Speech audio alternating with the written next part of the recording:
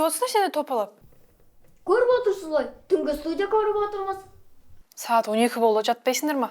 Күндіз көресіңдер түнгі студияны. Күндізгі студияны көреміз. Ей, қазір даланы жинау бағдарламасы басталмағанша тез жатыңдар жайларыңа. Ал сендерді мамаларың шақырып жатыр, қайтыңдар үйлеріңе.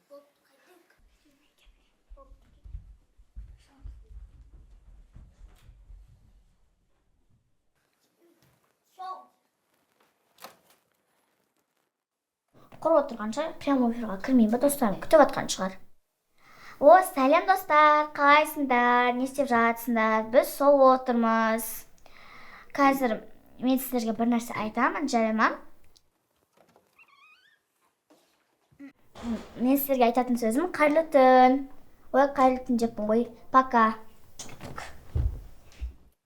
Сен не түнде шапалақ деп шықтың? Сен не түсіңде төбелестің ба не? Или шапалақ студиясыға бардың ба? Сендер де біліп отыр екенсіңдер ғой. Мен түсімде түнгі студияны Нұрлан Қоянбаев емес, мен түсіріп отыр екем. Не ол? Күндіз түні Қоянбаев. Соны айтам да, тегі өздерің армандап, қиялдап жүре бермей, кішкене болса бір әрекет етсеңдер болады ғой. Дұрыс айтасың, содан кейін біз өзіміз үйімізде киностудия ашайық та? Мынау невозможный нәрсе ғой. Неге? Невозможно нәрсе жоқ. Мен сендерге көмектесем? Әпке, егер де сіз көмектесеңіз, невозможный нәрсе жоқ қой? Тут айтасы, правильно говорю, все погнали отсюда. Бізге ол үшін YouTube канал керек. И камера керек. Соның бәрін мен ұйымдастырам. Қонаққа кімді шақырамыз? Бірінші шайшик қонағын қоя тұр табылады. Жай табу керек студияға. Давайте шайшик бірінші.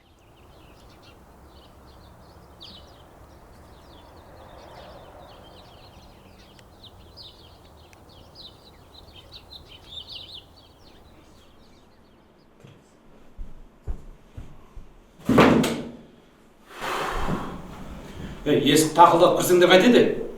Тақылдататын саусақ жарамайды ғой, кеше қолымды есік қысқап еді. Бір жерден қысып жүрсеңдер, ештеңе болмайды дейді. Пән? Не жер ма? Жоқ. Ауыра ма? Жоқ, ауырмайды. Вообще ауырмай ма? Вообще ауырмайды. Есік мына қолымды қысқан ғой, негізі. Онда ана қолыңа неғып байлап алғансың? Бұны анау Бензема деген футболистке еліктеп байлап алған ғой. Бензема, неғып жүрсің? Негізі мен маңызды мәселемен келдім. Есік алдында арғы көшенің тұрғындары тұр. Не дейді олар? Не дегенде сол көше мәселесі ғой. Көшені қашан жөндейсіңдер, жақында мектеп басталып, балалар мектепке бару керек деп, мұң-мұқтажына бесік алдына келіп отыр. Барда, қайта жүр. Қайта жүре алмаймын, кеп қалды өздері. Шығасыз ба? Телей. Мен жоқ деп. Жоқ болғанда. Ал саламатсыңдар, бізге әкім керек. Не мәселемен келдіңіздер? Әкім балаға жолығатын мұқтажымыз бар. Әкім ба керек. Бүгін әкім орнында жоқ еді, айып етпеңіздер. Ол кісі қашан орында отырып еді, отырмай ма орында?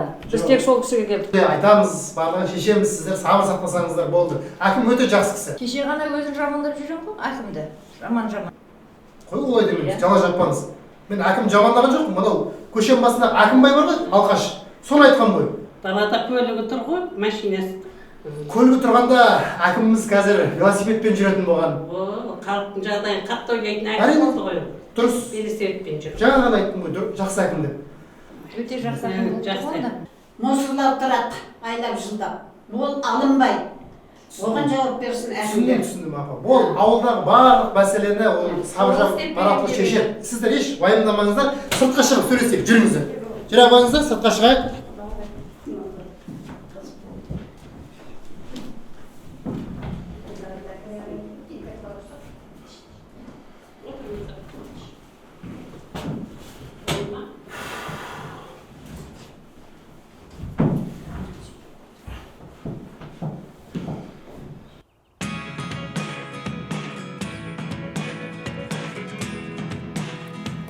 Студияны осы жерде ашамыз. Сол үшін қазір сендер ұйымдасып бәрін деген әжем бәрін тазалап тастамай маған тазалап бермей мына жерді. Сосын мен сендерге не істейтін едім. Хорошо?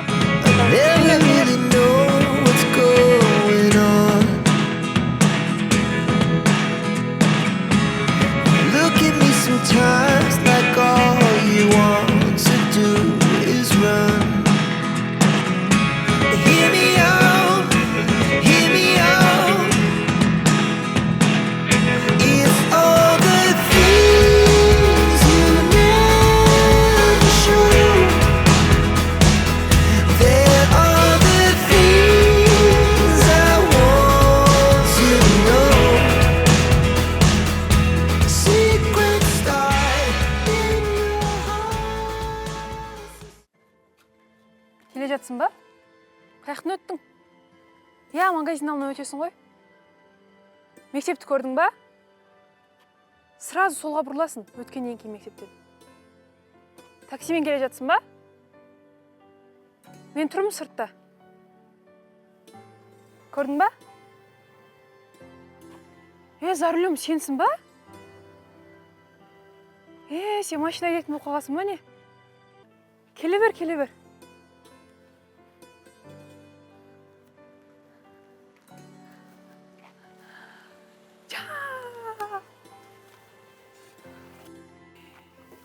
Қалайсың?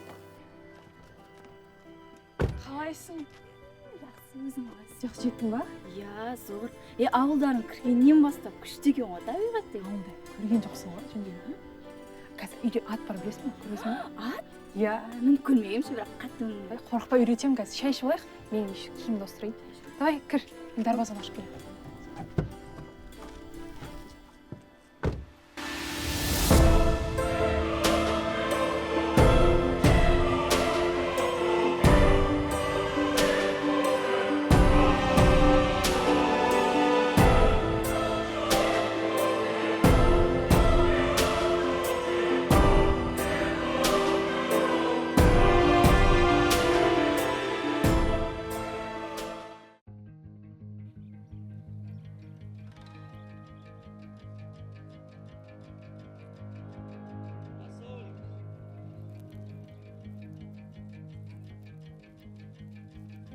О, Көке, қалайсың? Жәке, ассалаумағалейкум. Сені іздеп шығып едім. Дұрыстық па, Жәке? Жұмысыңа іздеп барсам жоқсың. Звондасам, телефонды алмайсың, бәрі өшік. Ой, сізде бір қатырады екенсіз, Жәке. Жұмысқа отыратын уақыт жоқ. Таңның атысы күннің басымен жүрісіміз осы. Обед ішкенде жоқпыз. Не болды, тыныштық па? Тыныштық болғанда соң қорадан бір қошқар ұрлап кетті. Бірақ қошқарды ма? Бірақ қошқар емес шығар. Енді бірақ қошқар емес. Қой 20 қошқар ғой, соның ішінен бір ең семізін әкетіп қойған ғой. Қанағаты бар ұрылар десеңізші оны, қанағаты бар кім бар еді ауылда? Оны Жәке бүйту керек қой. Аптекаға бару керек. Аптекаға барып, асқазанды қорытатын дәріні кім алды? Соны бірінші білу керек. Ол не үшін ол? Енді өзіңіз айтып отқан жоқсыз ба? Семіз ғой деп. Қойдың еті біріншіден ауыр. Екіншіден оны жеген адам асқазанды қорытып болғанда дәрі ішпегенде не ішеді? Ой, сен әбден российский көріп, соған не қылып. Сен маған қой. Жәке, асығыспын. Қағазын бер, мен арыз жазайын. Жәке, асығыспын. Қуырдаққа шақырып еді, жоға кетіп баратыр. Қайда барасың асығып? Бауыржан класстасың дейі. Қуырдақ шақырған. Ертең білесіз ғой, балдарына сүндет өткізіп отыр. Ол қандай қуырдақ ол? Не болды, Жәке? Жаныңыз қалмады ғой. Жылғының еді. Бүйтсеңізші, WhatsApp-қа лақтырсаңызшы. Ең дауысы. Бақма, Жәке. Ой, қағазын берсе арыз жазайын WhatsApp-тан.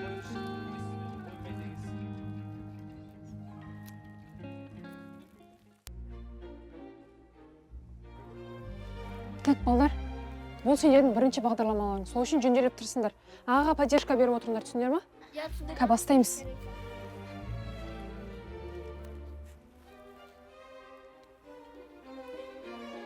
Так, болды.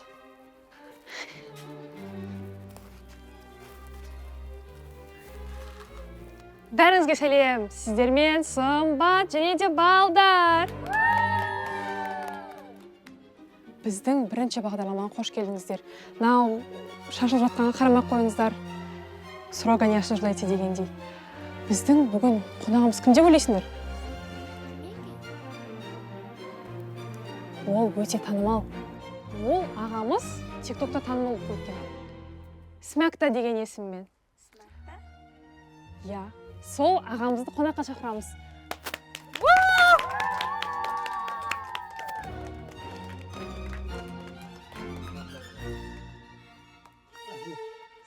Жасмет аға. Сізге қоярым басты бір сұрағым, өзім де ойланып жүргем. Шын есіміңіз кім? Мейрамбек. Мейрамбек аға. Таныспайық.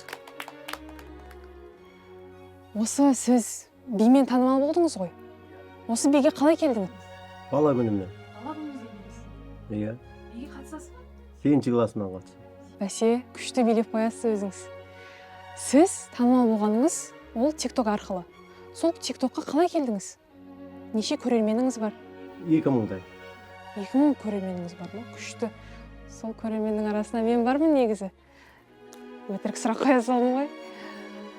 Осы біздің бағдарламаға, бала-шағаға қолдау көрсетіп, бір билеп қойсаңыз, рұқсат болса.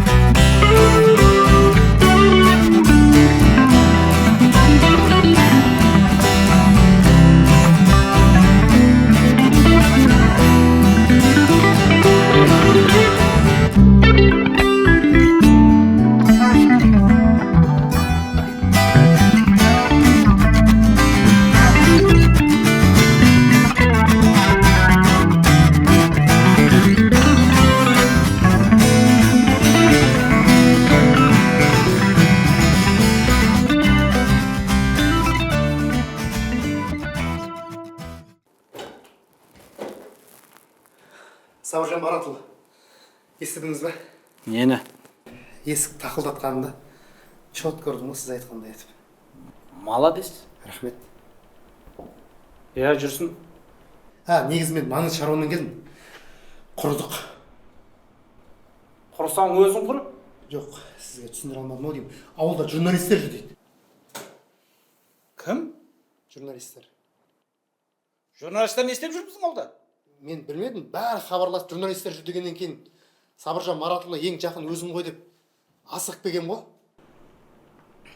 Ауылдың чатына тез жазшы. Кімде-кім ана журналистерге әкімді мақтап жазатын болса, соған бір қап ұн де. Ал жамандаса ше? Ұн жоқ де! Бір қап ұн деген бірді санмен жазайын ба? Дауыспен голосовой жаз. Бұл болды. Сен көріп келдің бе? Иә. Мен сенің машинаның артына отырайын. Ауылды айналып шығайық. Кім ана журналистерге не деп сұхбат беріп жатыр, соны бақылап қайтайық. Жүріңіз. Құрметті тұрғындар. Жұмсақ жаз. Құрметті ауыл тұрғындары. Сіздің әңгімеңіз. Здравствуйте, можно я вам задам вопрос? Ой, айналайын, сұрай бер. Как вас зовут? Менің атым Люида Арстановна. Откуда вы знаете казахский язык? Өйткені жас кезінде мен бір қазақ жігітіні жақсы көріп қалдым, үйрендім. Что был таким красавчиком, как и я? Иә, саған ұқсаған өте әдемі бала еді. Как он живется в ауле? Біздің ауылымыз жақсы, өте жақсы тұрамыз ауылда. Все, спасибо, до свидания. Бастай берейін ба? Жоқ, баста. Болды, бастай бер. Саламатсыз ба? Саламатсың ба? Мен сізге алғашқы қоятын сұрағым, неше балаңыз бар? 3 бала, 4 қызым бар. Және де неше немерелеріңіз бар? Немерелерім 23. 23 немереңіз бар, я?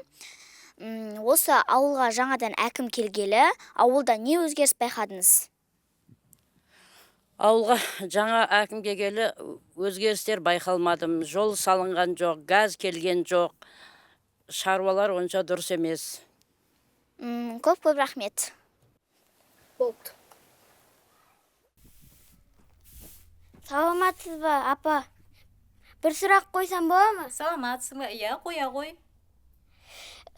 Дайынсың ба? Дайын. Онда давай түсір. Өзіңіздің айлығыңыз өзіңізге жете ме? Ой, балам, бірде жетеді, бірде жетпейді. Қазіргі әкімдер сізге ұнай ма? Балам, ауылға қараса әкім ұнайды, қарамаса қайдан ұнайды? Болды, бітір. Красавчик.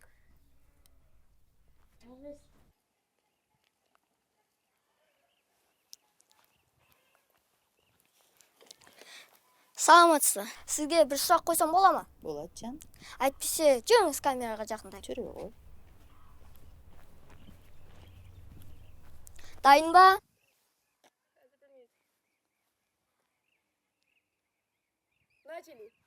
Сізге сұрақ қояйын. Біздің ауылға не жетіспейді? Ауылға біріншіден су жоқ, газ жоқ. Азына жолдың жағдайын көріп тұрсыңдар. И балдар алаңы мектептегі. Сол айта берсең кемшілік көп қой балам ауыл жерде. Рахмет сөзіңізге. Сөйтіп, болды ма?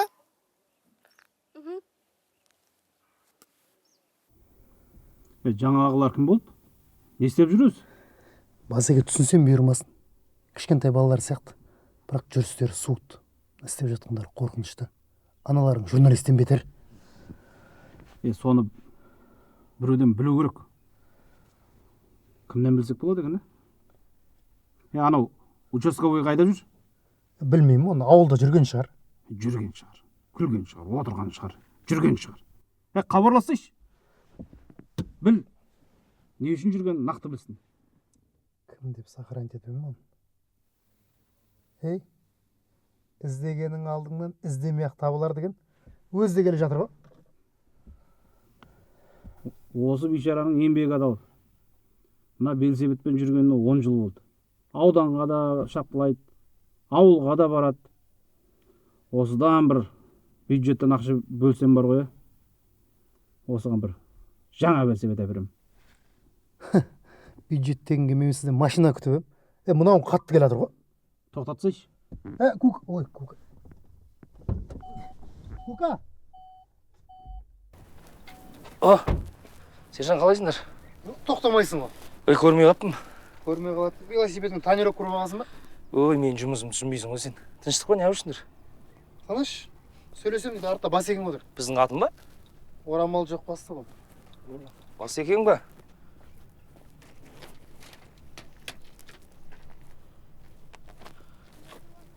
Басеке, ассалаумағалейкум.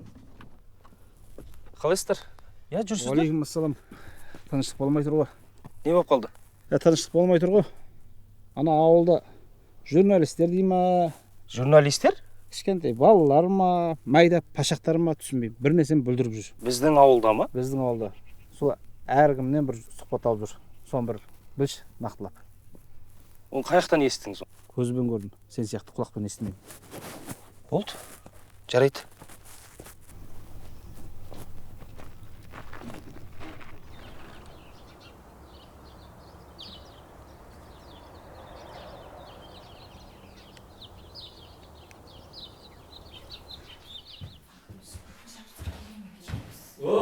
Қыздар, сәлем, қалайсыңдар?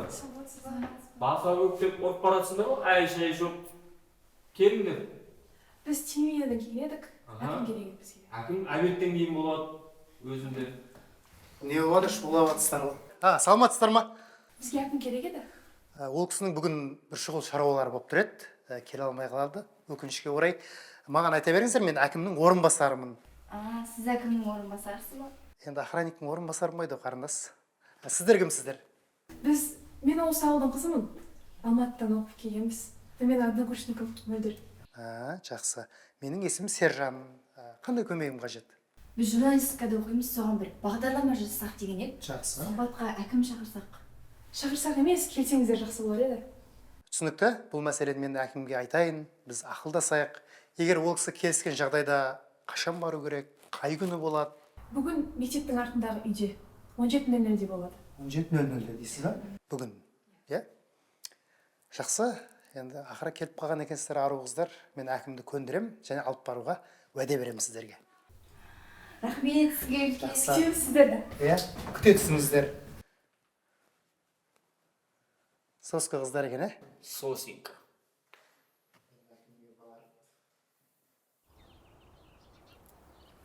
Сабыржан Маратұлы, мен ойландым. Сізге бір жақсы хайп керек. Дұрыс айтасың. Бір кайып керек. Ауданға барып ішеміз бе? Ішкенбіз, не айтып тұрсыз? Кайып емес, хайп керек деймін. Хайп деген не ол? Хайп деген танылу. Сіздің жасап жатқан еңбегіңізді аудан емес, республика білу керек кәдімгідей. Бағдарламаларға бару керек. Бағдарламаларға бару керек. Сол жерде барлық жасап жатқан еңбегіңізді айту керек. Халық соны білу керек. Қазір білесіз бағдарламада кім көрінгендер барады? Блогерлер. Оның орнына өзіңіз сияқты тұлға бару керек. Сенің басың істемейтін кезде істеп кетеді. Негізі дұрыс айтасың. Бару керек. Бірақ қайда барамыз? Ол жағын уайымдамасаңшы. Ауылда балалар бағдарлама түсіріп жатыр ол. Қойш. Ана бағана жүрген майда башақтарды айтып жатсың ба? Оларға бармайым. Кекетеді, мұқатады. Керек емес. Жоқ, ондай болмайды. Сізді жамандамайды. Тек жақсы жағыңыз айтады. Мен сөйлесіп қойған барлығын. Иә? Бірақ мынандай әкім басымен сол майда балаларға сұхбат беріпті деп ел күлмей ме ертең? Сабыржан Маратұлы, көп ұзамай әкімнің сайлауы келеді. Ертең сайлау алды бағдарламаңызда Қызылту ауылының әкімі еңбектеген баладан еңкейген қарияға деген көңіл бөліп жүр екен дейді. Әрбір адаммен жеке-жеке жұмыс жасайды екен. Осыған қайттан дауыс берейік деп өзіңізге плюс болады ғой. Соны ойлап тұрмын ол. Сен басың істемейтін кезде істеп кетеді. Сені орынбасар қылып алғаныма қуанамын бір кезде. Дұрыс, қаншада? Бүгін кешкі сағат 17:00-де болу керек. Олай болса анау дәрігер, участковыйдың бәрін айтып қой. Өздері кеп отырсын. Әркім сұрақ қойса, әркім өз маманы бойынша жауап берсін. Мен де болайын ба? Бол. Болды, түсіндім, келістік. Так, балалар, қазір қонақтар келген кезде тупить етпей жөнделіп сөйлейміз, хорошо? Оператор, сіз де жөнделіп түсіріңізші. Сіз де жөнделіп ойнаңыз. Екінші дубль жоқ. Жөнделіп түсіруіміз керек. Бірінші мен сөйлеймін ба, сен сөйлейсің ба? Жоқ, өзім сөйлеймін. Так, сөздерін дайындап отырсыңдар ма? Жөнделіп отырыңдар. Келе жатыр. Қолтаға балдар отырыңдар.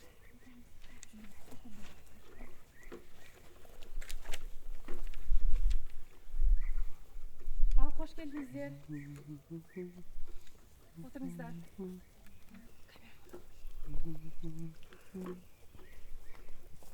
Камера дайын ба? Қош келдіңіздер.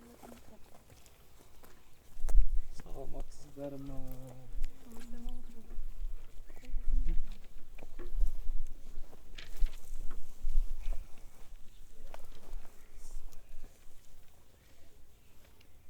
Ал, құрметті Сабыржан Маратұлы. Қош келдіңіздер біздің студияға. Қош көрдік. Мына студияларыңыз керемет екен. Менің еңбегімді елеп, ескеріп, осы жастарға үлгі болсын деп шақырғандарыңызға рахмет. Енді ауылда шөп таппай жүрсек, шөптің бәрі мұнда екен ғой. Ендеше бірден сұраққа көшсек. Дұрыс айтасың. Әкім мырза, біздің сізге қоятын сұрақтарымыз бар. Рұқсат берсеңіз қояйық. Рұқсат, қойыңыздар. Құрметті Сабыржан Маратұлы, осы сіз басқарып отқан ауылдың халық санын қанша екенін білесіз бе? Енді кеше ескерткендеріңізде бәрін санап келетін едім. Нақты білмеймін. Енді көп қой, шүкір. Рахмет. Әкім мырза, мынау сұраққа мен нақты жауап білгім келіп отыр. Биыл бюджетте 24.549.041 теңге болды. Ал қазіргі таңда 37 ғана пайызы бар. Қалған ақша қайда? Енді оның бәрі нақтана жұмыста жазылып тұр. Қалғанын бәрін жолға жұмсадық қой. Келгелі бері бір сұраққа дұрыс жауап бермедіңіздер ғой. Ауылымызда өзі 11 ақ жол бар. Оның 2-і жөнделген. Үйті ол 2-ін бұрынғы әкім жөндеген. Қалған 9 жолды қашан жөндемексіздер? Ей, сен мына жерде мақтайды, дәріптейді дедің ғой. Не сұрақ мынау? Өзімді білген жоқпын. Былай бағдарламаға іркілмей жауап бере беріңіз, кейін камераны алып удалить жібереміз бәрін. Точно ма? Уайымдамаңыз, жауап бере беремін, тоқтап қалмаңыз. Информацияны бәрін қаяқтан алған. Біз жауап күтіп отырмыз. Қалған 9 жолды қашан жөндемексіздер? Енді сол жолдың бәрін осы аптада істейміз. Осы бір аптада. 9 жолды бір аптада қалай жөндемекшісіз? Енді бір апта болмаса да енді 9 күнде бітіреміз. Мына елдің алдында, мына камераның алдында уәде беремін. Уәдеңізді көреміз. Енді сізге қоятын біздің балдардың сұрақтары бар еді. Бағанадан бері жол деп атсыздар. Сол жолды қай компанияда шығарады және де компаниялардың аты қандай, соны білгім келеді. Жарайды. Орынды, әдемі сұрақ. Мен мынау енді уақытыма байланысты басқа жақта срочно шақырып жатыр. Оған менің мына орынбасарым жауап берсін. Жарай ма? Жөндеп жауап беріңдер. Ренжімеңдер, мен асықсым,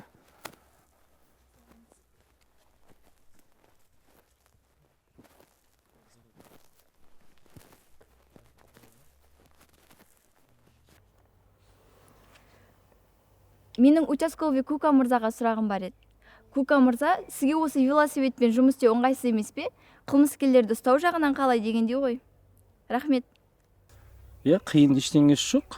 Қайта тупик, бізде ауылда тупик көшелер көп қой. Сол тупик көшелермен велосипедпен жүрген ыңғайлы. Зато қылмыскерлерді ұстауға мүмкіндік бар. Рахмет. Тағы кімде қандай сұрақтарыңыз бар? Маған қойылатын. Жедел жәрдем мәселесін қалай шешпексіздер? Шақырған жерге уақытылы келмейді. Бұл жедел жәрдем деген біздің қазіргі таңда күн тәртібінде тұрған бастапқы мәселелердің бірі. Оны біз тез арада шешеміз. Сіз күткен уақыттан да ертерек реттеп береміз деп уәде береміз. Біздің мектепке қашан компьютер алып келеді? Балақай, сен компьютер меңгеруді жақсылап үйреніп ал, біз мектебіңізге міндетті түрде компьютер алып келеміз. Ағай, менің әкеме жұмыс тауып бересіз ба? Тауып береміз, балақай. Уайымдама. Мектептегі тәртіпсіз бұзық балдарға кім жауап береді? Оған біз қадағалаймыз, ұстаздары да үйретеді, ата-аналарына айтатын боламыз. Бұдан былай ешкім бұзық болмайды. Біздің доп ойнайтын стадион жаңартылады ма? Міндетті түрде жаңартылады. Бұл стадион көп ұзамай сіздер жаңа алаңда доп тебетін боласыңдар. Сократите оплату садика очень долго. Очень хороший вопрос, мальчик. Садитесь. Бұл балабақша дегенді негізі үлкендердің, ересектердің сұрағын күттім. Бұл барлығы арзандайды. Біздің ауылымызда қымбат ешқандай балабақша болмайды. Менің сөзім жоқ. Өтініш, біздің апайымыздың айлығын көтеріңіздерші. Әйтпесе бізді ұрса беріп, неріп болып шаршап кетті. Бұл енді ұсыныс болып тұр ғой. Балақай, біз енді сіздің ұстазыңыздың ғана емес, барлық апайлардың, ағайлардың барлығының айлығын бірден көбейтетін боламыз. Менде ешқандай сұрақ жоқ. Менде бәрі жақсы, шүкір. Жақсы болсын, барлығы жақсы болсын. Осымен біздің бағдарламамыз аяқталды. Келгендеріңізге рахмет. Қош сау болыңыздар.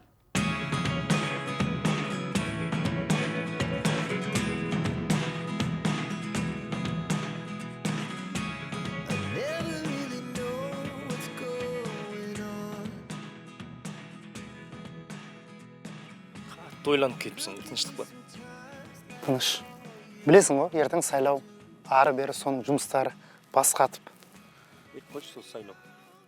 Аты ғана қойсын. Ертең Сабыржанның өзі әкім болса. Оны білмедім.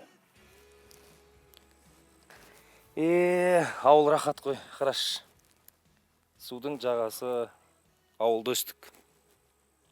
Ауылдың қыр-сырын бәрін білеміз. Сол әкімдікке өзің болсаң, тіптен керемет болар еді. Қатты қуанар едім. Оны уақыт көрсетеді, Кука.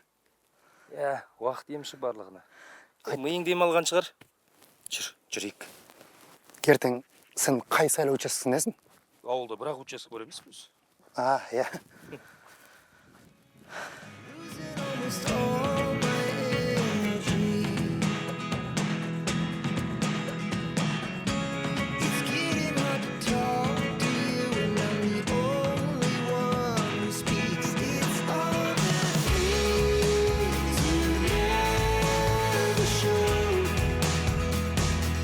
There are the things I want to know. Secrets start in your heart so slow. But if you don't want to tell me Иә, түсіндім. Ол мәселе міндетті түрде қараймыз. Иә, стадионның құрылысы басталып кетті. Аха, жақсы, сау болыңыз. Сержан қалайсың? Қолың тарт. Біріншіден сержан емес, Сержан Әбілқайырұлы. Қызылту ауылының әкімімін. Сен әкімнің кабинетіне келіп тұрсың. Ой, қойшы. Отырғаным көп те болған жоқ қой. Қалай не болды? Мәдениет қайда? Адам әкімнің кабинетіне кірген кезде есік тоқылдатып кіреді ғой? Әлде қолыңды есік қысып қалды ма? Сен сияқты Бензема дейсің бе? Саған айтайын, кіріп, есік тақылдат. Сержан, сен серьезно айтып жатсың? Иә, бар, есік тақылдатып кір.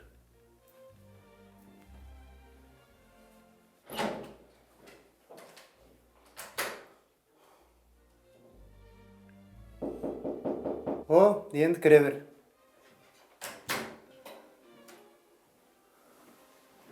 Ассалаумағалейкум, Сержан. Әбілқайырұлы. Әбілқайырұлы. Иә, не мәселемен келдіңіз? Мына кабинетіңізде бір-екі затым қалып кетіп еді. Не заттар? Ана телефон қуаттағыш. Телефон зайы.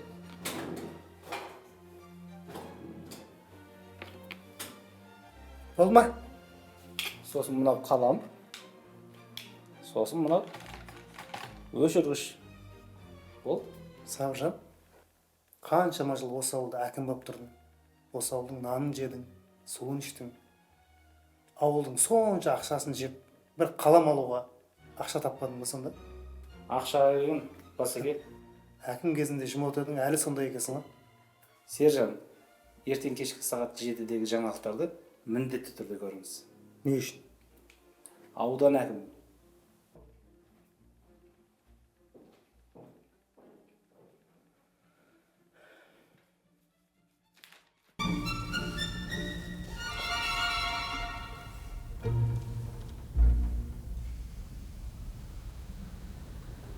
Әйелім ет асып жатыр. Қазір 10 минутта дайын қылады. Өзім ол уақытынша әйелі бола тұрамын енді. Шай құйып.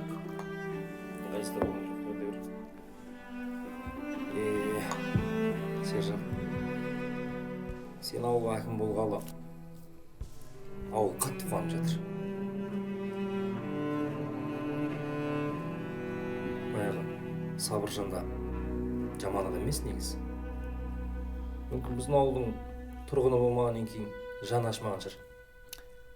Бірақ уайым кәдімгідей. Баяғыдай ұйқы жоқ. Не болып қалады екен деп ойланасың. Ар тартсаң арба сынады, бер тартсаң өгіз өледі деген сөз бар ғой. Соны арбаны сындырмай, өгізді өлтірмеудің амалы ғой. Барлығы жұмыс, ертең әйтеуір жұмыста. Айқайлап жатсам ренжіп тырысып қалып жүрме.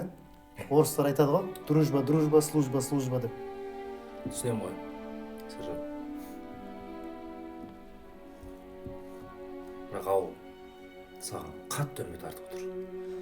Өзім уайымдап отырмыз, одан бетер уайымдата бермеші осындай сөздерді айтып. Бір бала кезіміз.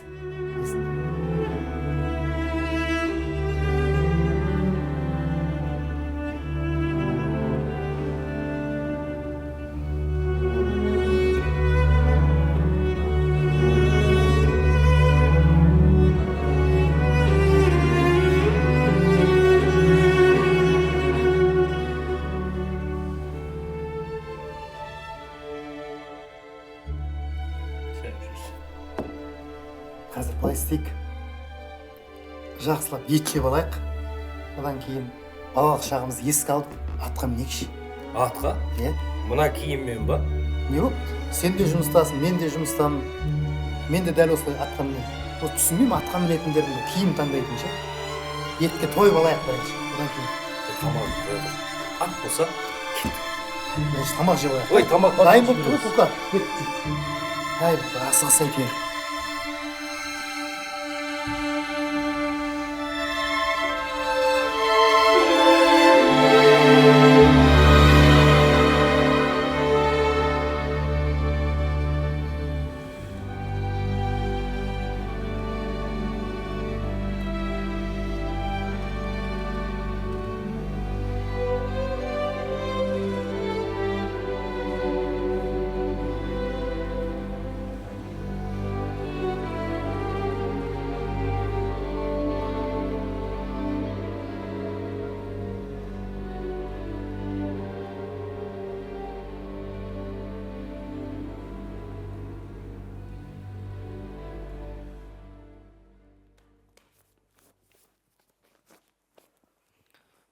айттым саған. Осы киімді ауыстырып алайық деп. Ештеңе етпеді. Менікі де жетісіп тұрған жоқ қой. Сасып барам ба енді жұмысқа? Жұмысқа осы форуммен бармай-ақ қойшы. Не киіп барам жұмысқа? Ай, қазір бір минут. Айда!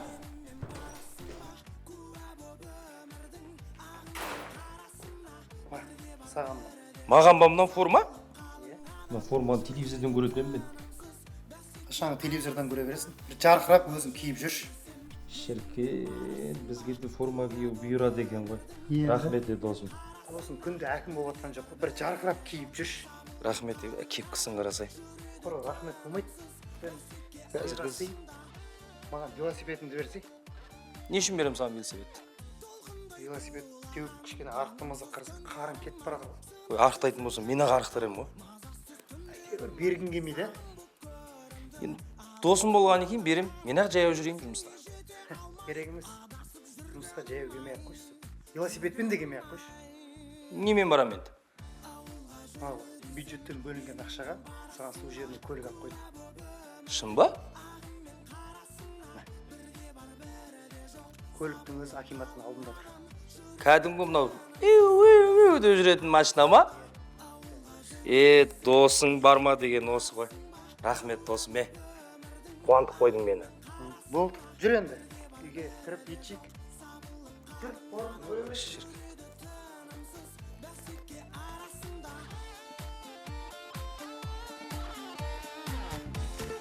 Сымбат, ана видеоларың ұнады. Қатты хит болып жатыр ғой. Ол билеген жігіт кәдімгі тойға шығып кеткен.